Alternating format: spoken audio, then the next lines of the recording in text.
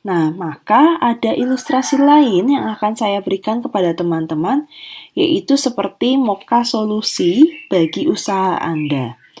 Nah, di dalam video ini nanti teman-teman mohon memperhatikan seperti apa sih data inputan yang bisa kita lakukan selain tadi data inputan yang dilakukan oleh si penumpang Gojek. Bon berantakan di mana-mana. Laporan penjualan tidak sesuai. Moka solusi yang tepat untuk Anda. Cukup download aplikasi Moka pada iPad atau Android Anda dan Anda siap untuk berjualan. Dengan Moka, Anda dapat melihat seluruh transaksi toko Anda di mana saja dan kapan saja. Pada back office, Moka menyediakan analisa sehingga Anda dapat mengetahui jumlah transaksi yang terjadi, kapan waktu tersibuk di toko, barang yang paling banyak terjual, dan lainnya. Untuk laporan yang lebih terperinci, dapat Anda lihat pada tab Report. Dengan Moka, Anda tidak perlu khawatir akan kekurangan stok lagi, karena semua sudah tercatat pada fitur inventory. Anda memiliki banyak cabang. Atur semua outlet Anda hanya dengan menggunakan satu akun. Simple, mudah, dan cepat, karena waktu Anda sangat berharga. Moka POS, selling made easy.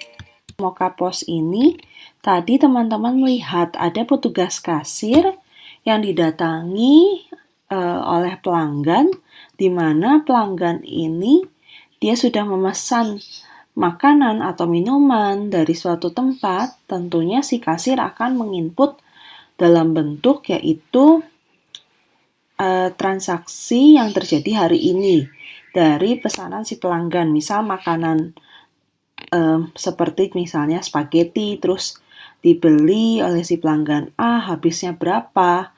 Nah, nanti dalam bentuk inputan tersebut yang dilakukan oleh si pihak kasir, dia akan merekam setiap pembelian apa saja yang dilakukan pelanggan. Nah, kebetulan kasusnya pelanggan ini memesan spaghetti gitu ya. Nah, setelah dia pesan, maka nanti akan ada keluar bentuk di mana prosesnya yaitu mengkalkulat berapa sih pesanan dari si pihak pelanggan tersebut di resto yang dituju. Lalu setelah diproses, keluarlah informasi berupa struk atau dalam hal ini bon kecil atau kwitansi kecil yang nantinya akan diberikan kepada pihak si pelanggan. Nah, kasir dapat informasi apa? Informasi berupa penjualan harian atau berupa transaksi dari si A yang sudah memesan makanan spaghetti tersebut. Lalu nanti di akhir hari bisa di-report berapa informasinya. Atau misalnya kalau dia mau menggunakan paperless, ya tidak perlu di-print semua transaksi tersebut, tetapi cukup dengan tadi teman-teman bisa lihat ada bentuk outputnya bisa berupa grafik atau mengecek persediaan yang tersisa berapa. Nah, maka di sini di dalam data inputan ada istilah yaitu source document.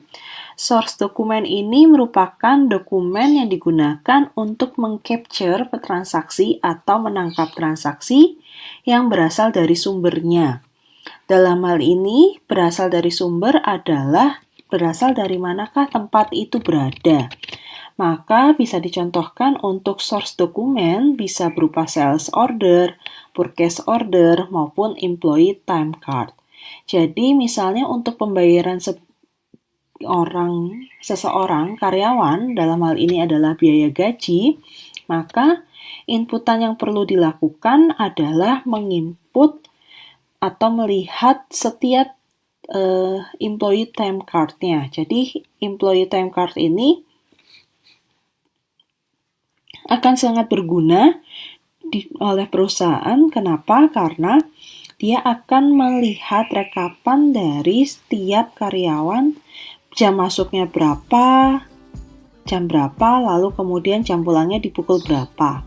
Nah, ketika nanti sudah dilihat semua data karyawan berdasarkan dari time card-nya, barulah ditentukan biaya gaji yang akan dibayarkan kepada seluruh karyawan itu berapa, seperti itu. Lalu selanjutnya tidak hanya butuh source dokumen di dalam data inputan, tetapi juga bisa berupa turnaround dokumen.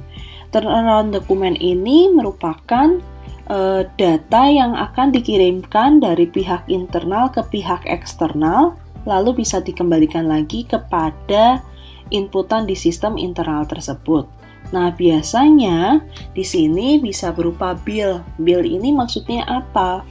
Bill ini adalah ketika misalnya teman-teman membayar suatu tagihan internet di tempat provider tersebut. Nah, dikeluarkanlah tagihannya berapa biayanya, gitu ya. Nah, tentunya teman-teman mendapatkan bill tagihan tersebut dari pihak si penyedia provider internet. Lalu nanti teman-teman bayar uangnya berapa, habisnya sekian. Nanti dari pihak si layanan provider internet ini akan mencatat, sekian untuk tagihan di bulan Juni misal, lalu kemudian bisa diinformasikan lagi, ini uangnya pas atau uangnya harus dikembalikan. Lalu kalau ada uang kembalian berarti diinformasikan kepada pelanggan. Selanjutnya barulah diberikan berapa sih jumlah yang harus dibayarkan dan berapa totalnya dari bill tersebut. Nah, biasanya kalau bill yang sudah terbayar itu bisa dalam bentuk hal ini informasinya adalah lunas atau sudah terbayar dan direcord oleh siapa. Nah, maka bill yang semacam diputar dulu ke pihak eksternal baru diinput ke sistem itu namanya turnaround dokumen. Lalu selain itu juga ada source data automation. Source data automation ini merupakan suatu device yang digunakan untuk merekam data transaksi lewat readable machine. Dalam hal ini, mesin tersebut mampu membaca baik secara waktu maupun tempat secara otomatis. Nah, contohnya apa? Yaitu mesin ATM. Mesin ATM ini ketika teman-teman memasukkan kartunya, nah si device ini adalah mesin ATM yang bisa digunakan untuk teman-teman lakukan yaitu pengambilan uang. Mesin ini akan mengambil data di mana kalian itu mengambil uang pada tanggal berapa, waktunya kapan, asalnya dari mana, tempatnya, terus ada tidak uangnya, baru dikeluarkanlah uang tersebut sesuai dengan inputan berapa uang yang kalian ingin keluarkan dari mesin ATM tersebut. Nah, dengan kata lain, mesin ATM ini akan merekam transaksi dalam rupa inputan yang pertama adalah kartu yang kalian inputkan, terus berapa password PIN-nya dari kartu ATM tersebut, kemudian barulah uang itu bisa dikeluarkan sesuai dengan kebutuhan yang kalian ingin ambil. Nah, di sini bentuknya adalah source data automation. Dalam hal ini ada mesin khusus yang bisa merekam setiap inputan dari si user tersebut. Lalu, di dalam data input yang kedua, setelah tadi teman-teman mempelajari yang pertama yaitu memasukkan data dari setiap aktivitas, maka di sini tahapan yang kedua adalah memproses data yang direkam secara akurat dan lengkap. Nah, pemrosesan data ini bisa berupa dalam hal ini mau diprosesnya lewat apa gitu ya. Dikelompokkan dahulukah data-data yang akan diproses, terus nanti kalau sudah diinput bisa kita check out gitu ya, cek mana saja yang sudah diinput dan mana yang belum. Atau cara yang kedua, yaitu memberikan penomoran urut pada data yang akan diinput. Nah, hal ini penting kenapa penomoran urut tersebut? Penomoran urut ini bisa sangat berguna bagi pihak user yang menginputkan data karena dia nanti bisa memverifikasi sudah betul belum data yang diinput, lalu berapakah jumlah totalannya, terdiri dari berapa bond gitu ya. Misal penomoran urut ini diberikan di bond. Maka dari nomor urut 1 sampai nomor 10 itu sudah berapa jumlahnya? Adakah yang terlewat atau ada yang selisih? Angkanya perlu dicek lagi sampai dengan misalnya si user ini kalau misalnya salah input di nomor bond berapa, nah itu bisa diperbaiki. Lalu di bagian yang ketiga di dalam data inputan adalah proses di mana setelah data itu diinput dipastikan lagi apakah dia benar-benar sesuai dengan yang dimaksud untuk inputan data tersebut. Maka di sini adalah transaction of seperti contohnya adalah transaksi approving maupun verifikasi. Nah, kalau di sini saya akan mengambil contoh dari ilustrasi kartu kredit Danamon yang bisa digunakan untuk melakukan suatu transaksi. Nah, approving-nya ini apa? Approving-nya itu adalah proses di mana ketika kartu kredit ini dimasukkan ke dalam suatu aplikasi Grab, nantinya pihak Grab ini akan mencatat berapa sih uang yang digunakan atau pembayaran lewat kartu kredit itu berapa. Approving-nya berupa misalnya ketika user memasukkan suatu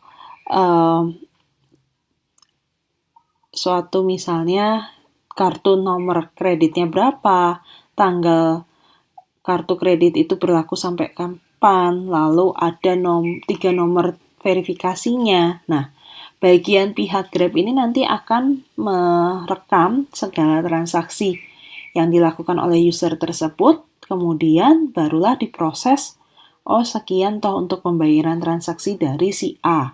Lalu nanti akan ada muncul notifikasi dari pihak bank, si penyedia kartu kredit tersebut untuk meng-approve dari transaksi Grab tanggal ini habis 10 juta, lalu kemudian benar atau tidak. Barulah nanti pihak user akan memasukkan kode OTP lagi kepada pihak Grab. Nah, daripada teman-teman penasaran, kita saksikan video ini ya.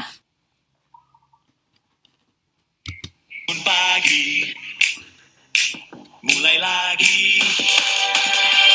Melaju jalan di hari gue ready kesana kesini. Gaya trendy, gaya canggih, serau gue ini hidup gue. Jadi diri gue, jadi diri gue. Ini hidup gue, nikmatin aja. Ini hidup gue, nikmatin aja.